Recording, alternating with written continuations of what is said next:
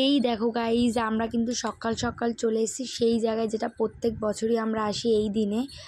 আর হ্যাঁ গাইজ, আজকে ছিল আমার জন্মদিন। তো এই জন্মদিন উপলক্ষে বাবা, বোন, আমি আর গবু চলে এসেছিলাম মা বিপত্তারিণীর বাড়িতে।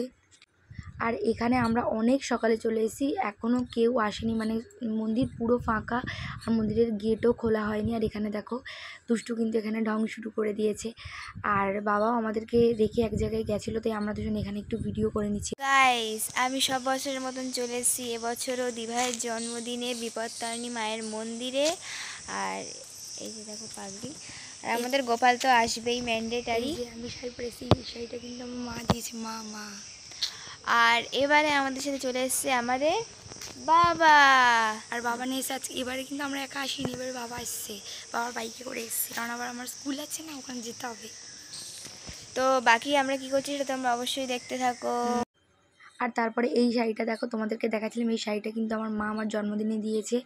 আর শাড়িটা সত্যি খুবই কমফোর্টেবল আর খুবই ভালো, আর আমাকে পরে অবশ্যই অনেক ভালো লাগছিলো, সেটাও আমি জানি। যাই হোক, তো তারপরে এখানে আমরা পুজো দিতে চলে এসেছিলাম ঠিকই। তো মন্দির আলটিমেটলি খুললো, আমাদের 6টায় মন্দির খোলে। আর ঠিক তখনই আমরা পুরো একদম সকালের ফার্স্ট পুজোটাই আমরা দিয়েছিলাম।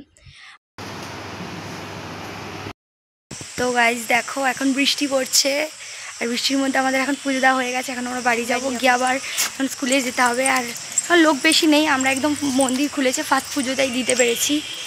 আর এই যে বাবা দাঁড়িয়ে আছে, আর মুখটা দেখাও। এই যে, তো আমরা এখন 3জনে পুজো দিতে চলে এসেছি। এবার জুতোটা পরে বাড়ি যাব।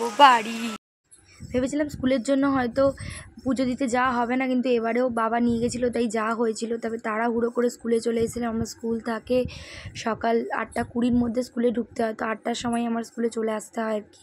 তো সেই কারণে দেখো খুব তাড়াতাড়ি করেই চলে এসেছিলাম। আর সেই দিন আমাদের রান্না হয়েছিল হচ্ছে খিচুড়ি, ডিম ভাজা।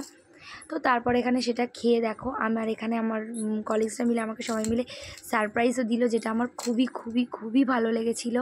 তো কেক কাটিং করেছি, অনেক উইশেস পেয়েছি, অনেক গিফটও পেয়েছি, যেটা আমার খুবই ভালো লেগেছে, খুবই পছন্দের।